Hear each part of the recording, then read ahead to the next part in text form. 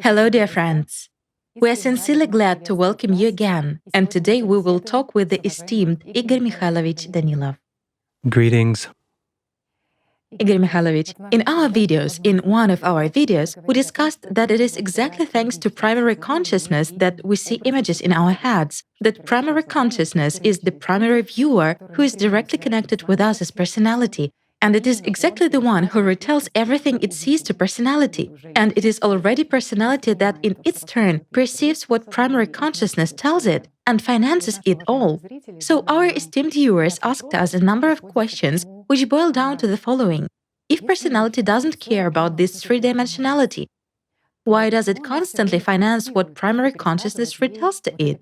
Can personality not finance these images at all? Can it not finance those performances which are played out on the stage in our heads? Does personality not care about three-dimensionality? Can it avoid financing images? By and large, it can. But in such a case, it would finance something else. Here, it has to be understood what personality is. We are again touching upon such a serious subject. In order not to delve deep into it, let's try to explain it briefly, but do our best to make it clear so that our esteemed friends understand what we are talking about. Let's imagine what personality is. It's hard to imagine. It has no image and no form. Well, let's take some object for comparison. So, there is a source connected to this object, which constantly gives out energy, or something else. That's clear. Let's put it simply, which is connected to a source of water and constantly replenishes this object. And being replenished, this object overflows, constantly overflows. Or let's put it simply, you hold a hose in your hands from which water flows. You cannot close it. It will flow anyway. And that's where it's extremely important, where you direct this flow. If there is activity of our primary consciousness, hence, we direct it there. And our water flows there. If we are, let's say, bogged down in some images or visions, this is secondary consciousness, hence we direct the flow there. And our water of life, so to speak, flows into those voids. They are boundless, and this is like a bottomless pit where all our water of life can go, and we will remain with nothing. And what is the right thing to do? How to direct attention? We will repeat once again. We have a constant supply of this power, whether we want it or not. It will flow away. In other words, we cannot hold and retain that power which comes to us. I would compare it to light. The light which falls on us while we reflect it. And as it is reflected from us, it is redistributed, so to say, like a sunlight reflection, to where we direct it. It's not like water, but like a sunlight reflection, for instance. So the right thing to do is to direct it back. That is, to direct at least 80 or better 90% of this attention, of this power. While attention in this case is either like a mirror in our hands, which reflects sunlight, or like a water hose, which is constantly replenished, so to say. It fills our vessel, and we are obliged to pour this water out, right? Thus, if we direct at least 80% of it back, then water of a different quality will come, and it will not only change, or the sunlight will be denser and brighter. That light, which will come when, let's say, the contact is already established. When we primarily direct the light to where it comes from, then the quality of what is coming will gradually change to a different one, meaning to what will partially remain in us. I mean, here, we already moved from, you and I once spoke about fractions of energy. Yes, exactly. And so on. And so we already transition from a lower fraction to a higher one, right? This purity of fraction Certainly. depends on this very development of personality, right? Absolutely right. We develop as personalities, and when we develop as personalities, we will already be able to control where, how much, and what to give, right? And at this point, if we are on the spiritual path and return a larger part of power to the spiritual world, when we already start receiving from it, that's when life begins. You see, everything is simple. But where do we spend this power? Let's say, with this hose or this mirror. Yes. We either water someone else's flower beds, or we just pour this energy of life, this water of life, into a bottomless well. Or with this mirror or sunlight reflection, we illuminate someone's theatrical performances in our heads. That's how we waste it. But can personality stop it completely? It can, but only when it becomes whole, meaning when it merges with the soul. When a person stops existing as an incomprehensible being, a beast on one side and an angel on the other, makes a decision and becomes an angel, then he will be able to stop the supply completely. Igor Mikhailovich, but who materializes this world for us in our heads, figuratively speaking? Personality doesn't actually care about what happens in three-dimensionality. Who gives importance to this three-dimensionality? You see, let's start with a simple thing. Everything we see and everything we perceive, it's not a fact that this actually exists. Why? Yes, we can argue about that, friends, but if we go deeper into this philosophical discussion, we can easily prove to each other that this is merely a matrix, such an illusion of imagination, while in fact we do not exist. And that material part of ours, does it really exist? Do you know how many questions arise at this point? A lot. Why?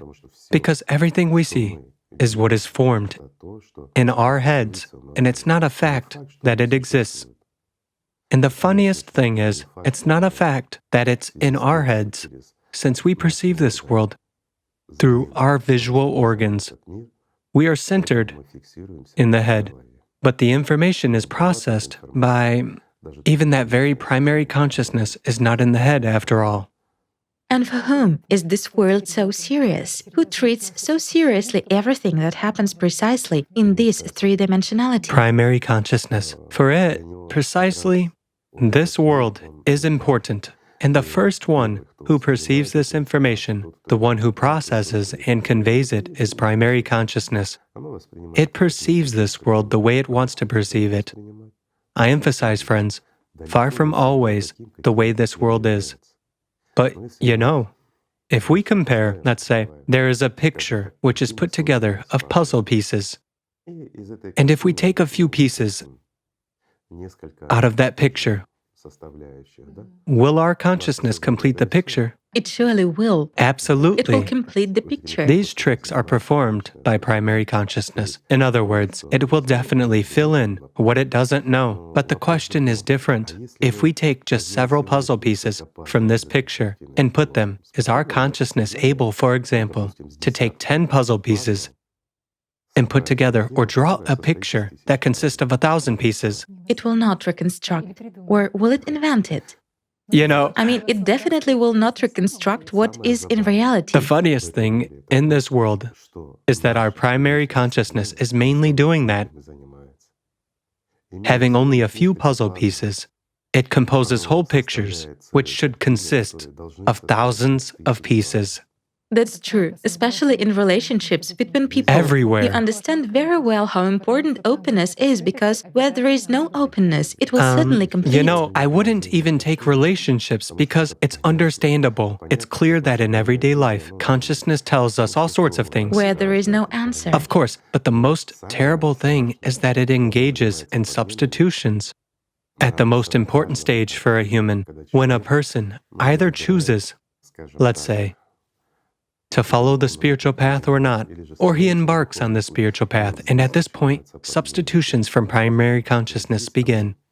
That's where it forces a person to go astray, to deviate. It is not even secondary consciousness, it is primary one. Why? Because it protects its interests. Plus, it is constantly in a state of confrontation with secondary consciousness. Whereas secondary consciousness is basically a storehouse of shaitan, so to say, with all sorts of tricks, worlds, and everything else. So there is a constant struggle Competition. between them for this very source. Certainly for the source, right? Each of them tries to draw attention to itself. Let's give a simple example, okay? For instance, we are talking. We are having an interesting conversation. It doesn't matter how many people there are. We are all enthusiastic. We're all talking about something elevated, something interesting, or for example, tritely, about politics or music. It doesn't matter. And here, say you are talking about something interesting, attracting everyone's attention, and you need to recall an actor. For example, you see him in your head clearly and all that. Your primary consciousness shows you his image, but it doesn't give you his name. And then everything stops. Your beautiful, lovely speech, with which you've been holding everyone's attention for a few minutes, stops at that point. You see that person, you know his name perfectly well, but you cannot recall it. It seems to be on the tip of your tongue, yet no. Who is doing that? Primary consciousness. Why? It diverts attention to itself. Right. When you were talking about it, you had the activity of secondary consciousness that attracted all the attention, this very water of life, from your hose. Or, let's say, it diverted this very sunlight reflection to itself, while primary consciousness stayed without extra energy, without food. So when its function comes up, because secondary consciousness plays a little bit different role, it performs broader, more global comparisons, so to speak. This is our intellect, just to make it clear, while memory, emotions, everything.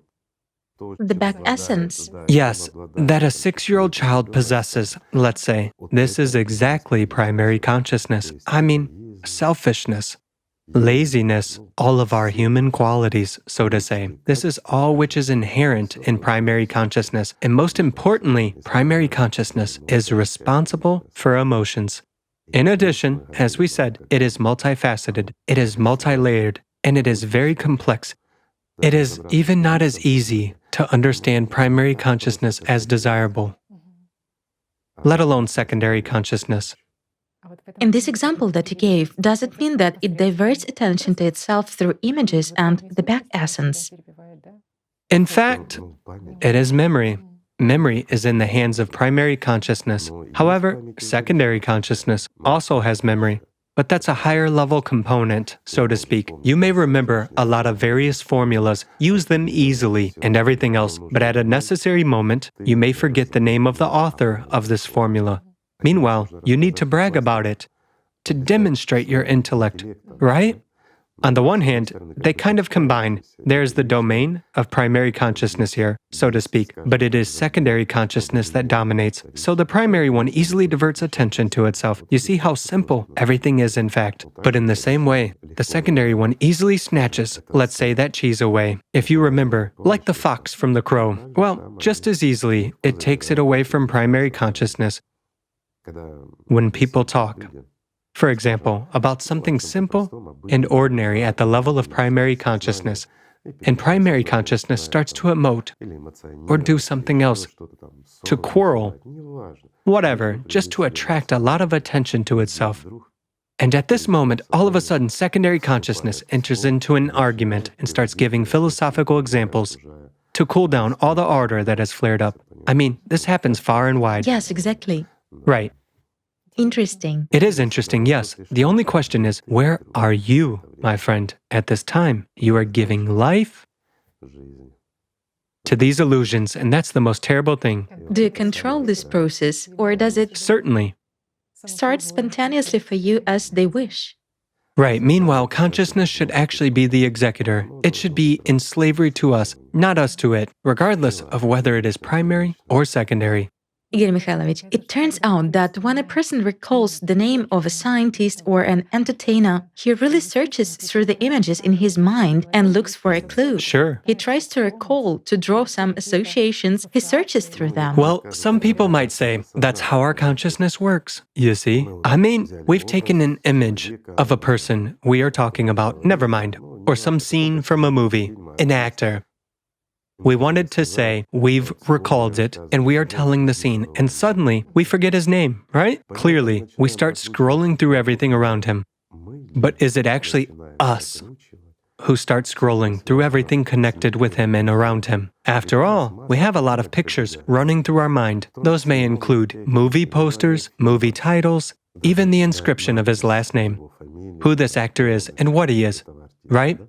But why would we need that if, even when we see his last name in the movie credits, we still cannot recall it? A simple question, isn't it? Attention, attention, attention, and again, attention. It's a very valuable and important power. As we said, the power of Vril, and everything in the universe fights for it. Igor Mikhailovich, I would also like to discuss with you such a topic as human transformation, the spiritual transformation of a human. In one of the videos, you said that a human cannot influence the power structure, our holographic structure, but it is possible to do that from the other side when there is the will of God for that. So thanks to you, we already know very well that the holographic structure, the power structure, has the shape of a pyramid with a top which is detached from the base. Thus, the following question arises: how to understand that a human cannot influence this power structure, but it is possible to influence it from the other side, meaning by the will of God? Well, it should be understood exactly this way. What is the role of a human in that? And look, there is a paradox here. On the one hand, a human cannot influence the occurrence of radical changes in him. I would say not radical, but those are global changes. That is, from being mortal, a person becomes immortal. He turns from an ordinary human into an angel. This is very serious. On the one hand, a human, even as personality, cannot influence this, because this process takes place by the will of the spiritual world. But on the other hand, this doesn't happen without a human. It is only according to his choice and aspiration. When he deserves it, when he is ready, that's when it happens. And here's the point. What is the role? Of whom? Right? That's a good question. I understand that our friends became confused. That's why they are asking. Well, let's try to explain it in a simple way, so to say. Again, we will have to recall, friends, that let's say, from the perspective of higher dimensions, a human has blurred contours that are in a distinct geometric structure, right? What we call the human energy structure, or more correctly, the human power structure. It may even be called holographic. Why? Because the form doesn't change. The structure retains its volume and its shape regardless of dimension, but it is not perceived in three-dimensionality, let's say, visually, or with modern devices. Although under certain conditions, all this is clearly manifested in fact. It is also interesting regarding these geometric shapes of a human, so to say. Why? Because there are two shapes. One is pyramidal, and the other one is, cubic. The cubic shape is when a person has already merged with the spiritual world, meaning when he has gained eternal life and become an angel. As we already discussed, this has been described since ancient times in many legacies that have reached us from the previous civilizations as well.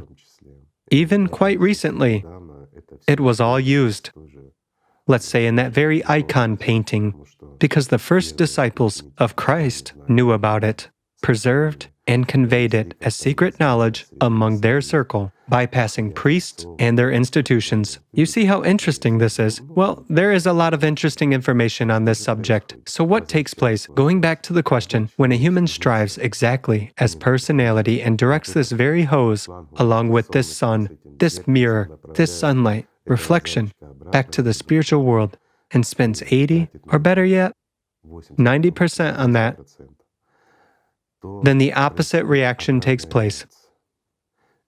And the more a person is in this love, the more he accumulates and sends it back to the spiritual world, the more he receives. And with each time, gradually and slowly, in this energy structure, he as personality Meanwhile, personality is in the pyramid top, as we know. If a human is placed in the pyramid itself, there is a separation between the pyramid top and the pyramid itself.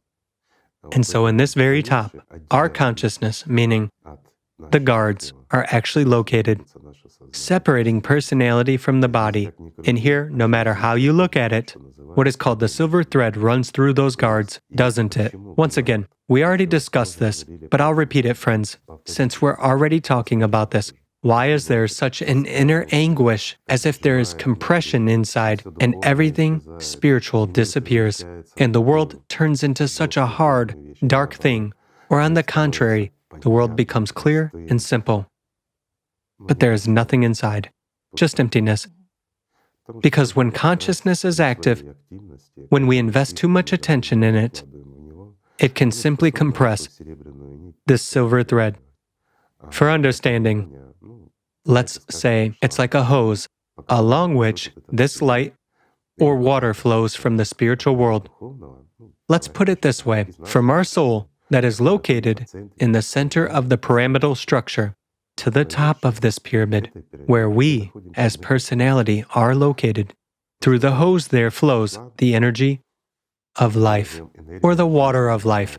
Let's call it this way, right? So it comes and fills us like some object, whatever, some vessel. Thus, we overflow. And when we overflow, where do we direct it all? Certainly, to our consciousness. There is nowhere else to direct it, right? If there is no knowledge. If there is no knowledge, yes. And here's one more point. Why in the beginning is it difficult to direct one's love to the spiritual world, to the soul? People work hard, try to do this, but they fail because the flow comes from there. We receive it from there. And when you have learned to feel how it comes from there, you already begin to understand and feel how to return it, meaning there is a counterflow. Eventually, the two rivers flowing towards each other do not mix,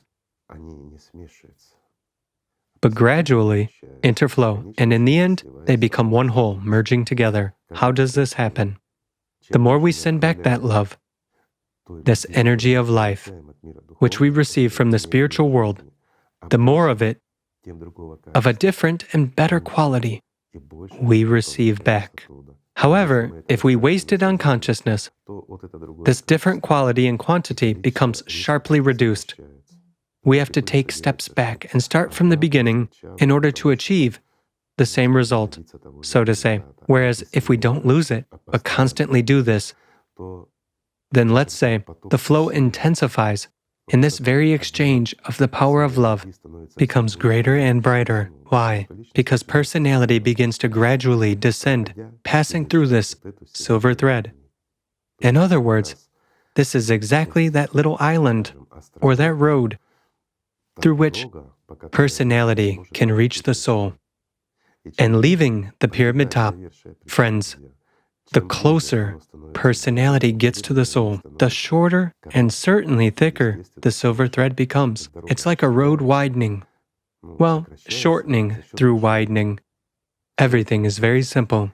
And so, at one of the beautiful moments, as a rule, this happens when a person is asleep. There occurs a fusion. I would say when personality merges with the soul and an angel is born, naturally at this moment, due to the fact that the person has left the pyramid top, he literally leaves it, then his entire structure is transformed, meaning it turns from a pyramid into a cube, where a single being is located in the center. Meanwhile, consciousness is no longer between personality and the soul. It is already on the outskirts of the structure itself. It is displaced. Yes, it is simply displaced. And here, again, predicting the questions from our friends, although we talked about that many times. Will it hinder us? It will, friends. As long as you are here, as long as you are in the body, until your last day, until your last second, while you are here, it will still try to oppress and to manipulate you. You know, somehow consciousness doesn't really care who you are. Just a trite personality who gives away what is supposed to give it life. It shares its happiness, its life. Or you are an angel. You still continue to emit energy which supports consciousness, and your attention, on the contrary, becomes much stronger. So, at the beginning, a small distinguishing feature is a more pronounced struggle between primary and secondary consciousness. This is also how a person can identify this moment. In other words, it becomes more pronounced and stronger. Although for a person, as we already mentioned, he wakes up in the morning and nothing has changed. Everything is sort of the same as it was. Again, primary consciousness works as it did, giving the same information. That is, everything is habitual. Secondary consciousness tries to dominate again, but already, not over personality, but over primary consciousness. Meanwhile, primary consciousness tries to dominate over secondary consciousness. It's enough for a person, let's say, to pay more attention to secondary consciousness, and primary consciousness immediately takes offense and starts showing its intrigues. Again, why? Here it is interesting. A person is an angel. He's already free. He's already a part of the spiritual world. How can demons mock him? A simple question.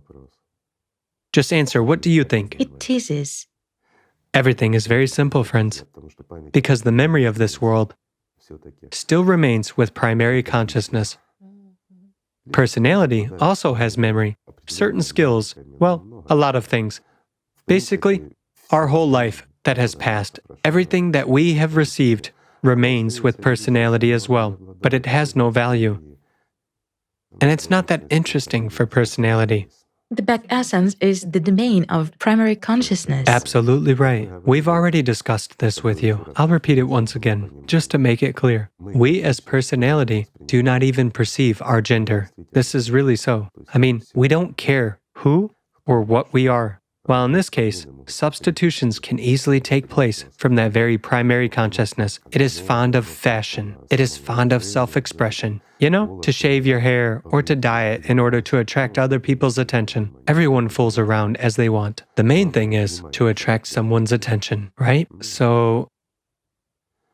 And since our personality, we as personality do not perceive the three-dimensional world at all. And we often perceive everything that primary consciousness shows us as a fact.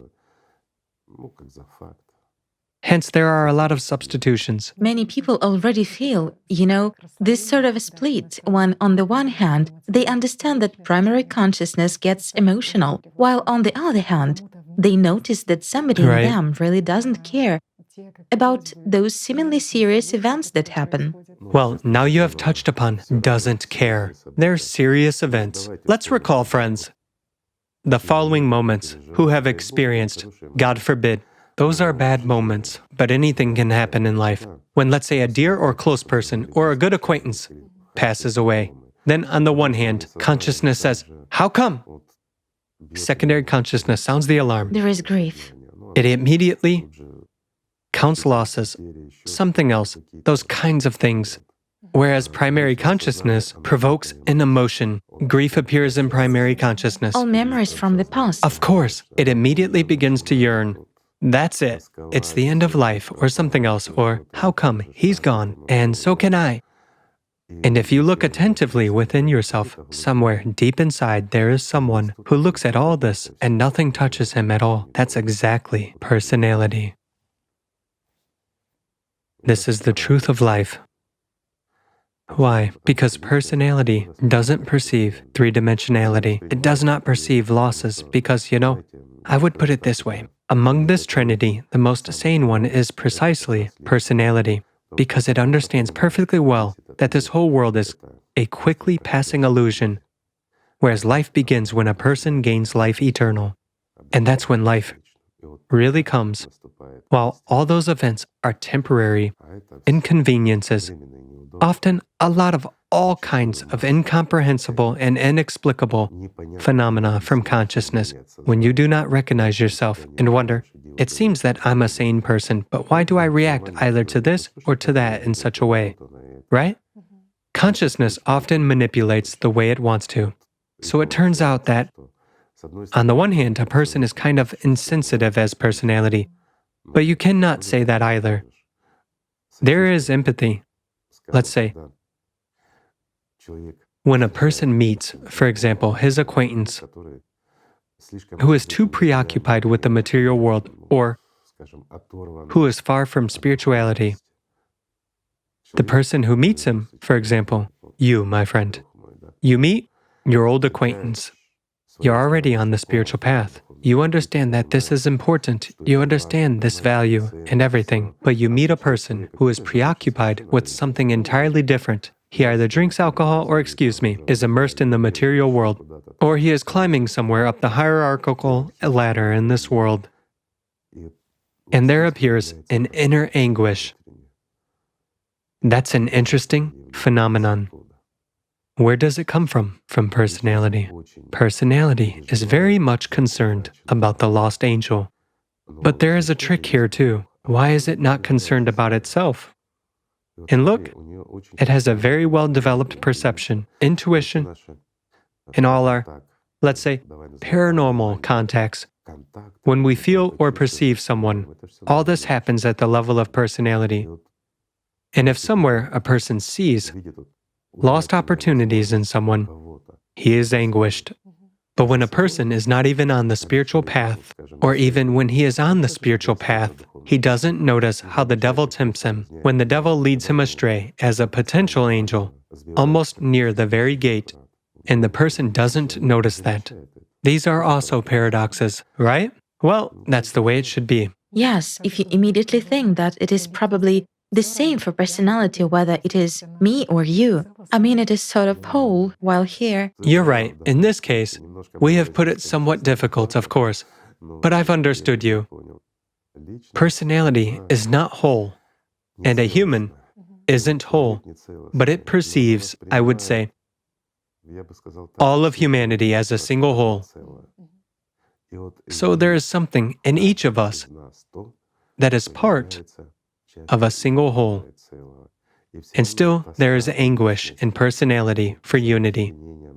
Let's say, for the whole world and for every lost angel. Igor Mikhailovich, it is also interesting how consciousness manipulates when you as personality see that the angel in another person is oppressed, so to speak. That personality is oppressed, driven to a dead end. Then consciousness switches people. Of course, it switches them. It redirects this feeling of anguish from personality to something else, but then again, and interprets it differently. If you are not developed as personality, you perceive this as inner anguish. You don't even understand that you are personality and what you are in anguish for. Exactly. And that's where primary consciousness easily twists everything and says, look, a person is achieving something in the material sphere. He has managed to build something, whatever. He has opened a little shop while you haven't opened one. You see? And that's it. All this is translated into envy. Consciousness immediately belittles the person and says, look, he's much dumber than you. You are clever after all. You are capable of a lot. Meanwhile, he's already done it, but you haven't. So what is turned on at this point? Very often, in this case, as soon as primary consciousness sets this kind of a task before personality, secondary consciousness often turns on, and then they already work in unison. Just look, we have just told you how they fight against each other. But often in such situations, when there is a danger of personalities awakening, they attack together. They form an alliance. Quite right. Why? Because they fight for life. Both the primary consciousness fights for domination, for a better life, and all that. And the secondary one, everyone except personality. What a paradox, right? And here, having formed an alliance, they already begin to combine, to speak, to justify, and so forth. In other words, they completely confuse a person. And he is not even able to understand where this anguish, this sadness came from. But he was actually anguished for the lost opportunities of that angel. You know, it's like someone from the family is about to leave for good. Well, this kind of a state. That's why it is all interesting.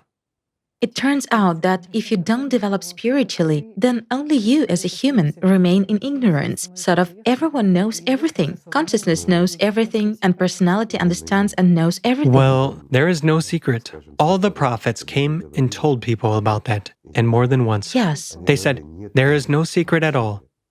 But we can only create a secret before each other. Why? Because that's the way the world is arranged, and demons take advantage of that. They create secrets. You know, it is very important to become this clean mirror, because I remember that in the Bible it is said that we now look at this world like through a dim glass or a mirror obscurely. And now I understand why we see obscurely. Only when we become this clean mirror do we really open and cognize the world and really cognize the truth. Of course. But mirrors play a great role here. This is really so. I mean, what we perceive, it is all a mirrored reality, directed by our consciousness. One has to understand this too. Only after becoming free and leaving this three-dimensionality, I emphasize, leaving this three-dimensionality, only then a person begins to see reality. This is where many people have a question. Does an angel perceive the world this way immediately? No, friends. We've already answered that. I'll say it again. It is just logical that such a question will arise. Nothing changes for a person, except that consciousness works differently, both the primary and the secondary one. But this is unnoticeable. At the next stages, the next steps of development, yes, everything becomes clear, and a person clearly understands that. But that's not our topic today, right? And great changes take place at the level of spiritual practices, as you described. Definitely, yes, everything clearly changes in spiritual practices. You know, again, after a person comes out of practice, consciousness tells him, you see? And then in everyday life, it immediately puts everything in its place. It says, you've been trying hard, therefore it works out. It's okay. Well, the most valuable thing we understand today is that in order to make the silver thread expand and to make this flow run in such a full, massive, and constant swing, a person has to work on it. At least to make an effort. Absolutely right. Yes, there cannot be any surprises or miracles. There cannot be any. A miracle happens when you really direct your attention there all the time. A miracle is... when this convergence takes place. Yes, a miracle, my friends, is someone's hard work. And you have to understand that. So if you want to work the most fundamental and the greatest miracle there can be, roll up your sleeves, don't be lazy, don't listen to your consciousness in this spiritual matter. That's first and foremost. And most importantly, let us love each other. Then there will be everything, right? Therefore, thank you. Thank you so much, Igor Mikhailovich. Thank you, friends, for being with us. I hope we haven't confused our friends too much. What do you think? If we have confused you, friends, please write to us. Thank you. Peace be with you.